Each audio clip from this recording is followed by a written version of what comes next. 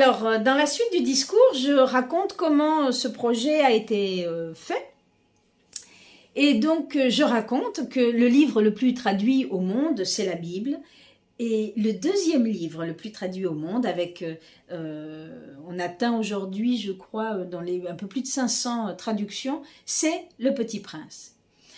Ce projet est né le 29 décembre 2017. J'ai eu cette idée de faire ce livre-là, de traduire ce livre-là pour donner aux jeunes de l'île de Pâques. Et donc j'ai appelé des amis qui ont une maison d'édition, la maison d'édition Haerepo à Tahiti, et eux ont traduit Le Petit Prince en tahitien et en marquisien. Ils m'ont tout de suite envoyé le nom de la personne qui s'occupe des droits de Saint-Exupéry, qui se trouve en Suisse, Jean-Marc Probst. Et ils m'ont dit, tu sais Céline, attention, parce que les droits sont quand même très chers. Ok. J'ai écrit le lendemain à Jean-Marc Probst et 5 heures après, je recevais un email qui venait de Suisse et qui me disait « Chère madame, si cette langue est en danger de disparaître, s'il y a urgence, je vous donne aujourd'hui même l'autorisation de traduire Le Petit Prince en langue Rapanui et je vous offre les droits d'auteur, je vous offre les droits d'illustration, je vous paye une partie de la traduction, je vous paye le graphiste et je paierai une partie des impressions. » Voilà. C'est comme ça qu'en janvier 2018, j'ai appelé la seule personne que je connaissais à l'époque qui faisait des traductions, c'est Vicky Hawa Cardinali. On a commencé avec la tia Vicky, qui a bien sûr accepté, mais bon, les gens le savent, sur l'île, la tia Vicky est très très très occupée, ce qui fait qu'en 2 ans, elle n'avait fait que la moitié de la traduction. Donc ensuite, j'ai contacté Maria Eugenia Pacarati, qui elle a traduit la deuxième partie. Et quand on a confronté les deux traductions, il y avait un peu des couacs, il y avait des petits soucis. Donc, Maria Eugenia a repris la première partie. Et le texte que vous avez aujourd'hui est l'intégralité du texte traduit par Maria Eugenia Tukipakarati.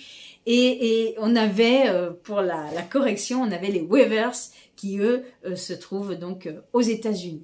Alors, je vous laisse imaginer, un jour je posterai peut-être une vidéo de quand on traduisait, je vous laisse imaginer, on se réunissait avec Maria Eugenia, avec tous les enfants, ses petits-enfants, mes filles, ils demandaient leur goûter, moi j'avais un livre en français, j'en avais 2 en espagnol, j'en avais un en marquisien et un en tahitien.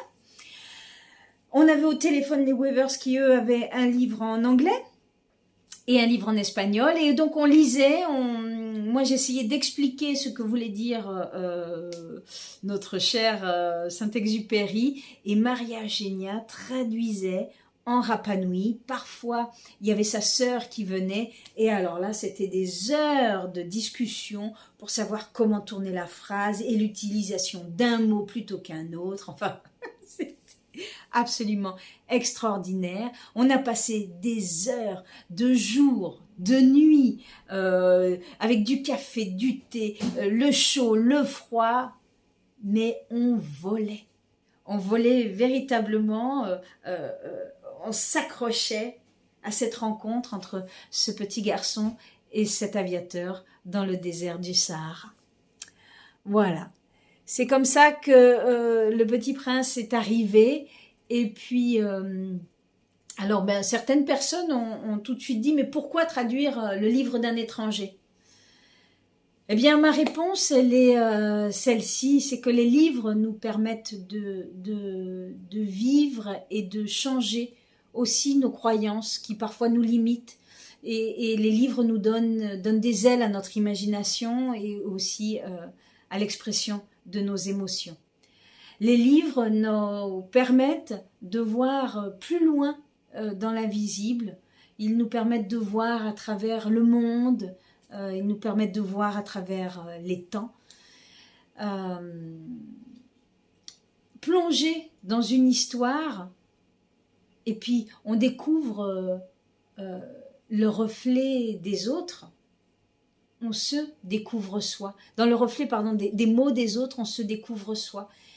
On peut lire et tenter de découvrir d'entendre notre mismo à l'intérieur de nous-mêmes et autour de nous-mêmes, ce qui reste d'un monde disparu.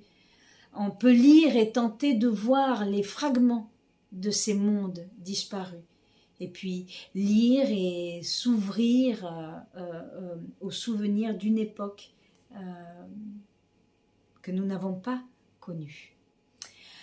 Voilà, pour ce lancement du Petit Prince, j'ai bien entendu remercier Jean-Marc Probst avec sa fondation, Jean-Marc Probst pour le Petit Prince, qui nous a vraiment aidés, qui m'a aidé au long de ces 4 années, qui m'a encouragé quand parfois j'étais un peu...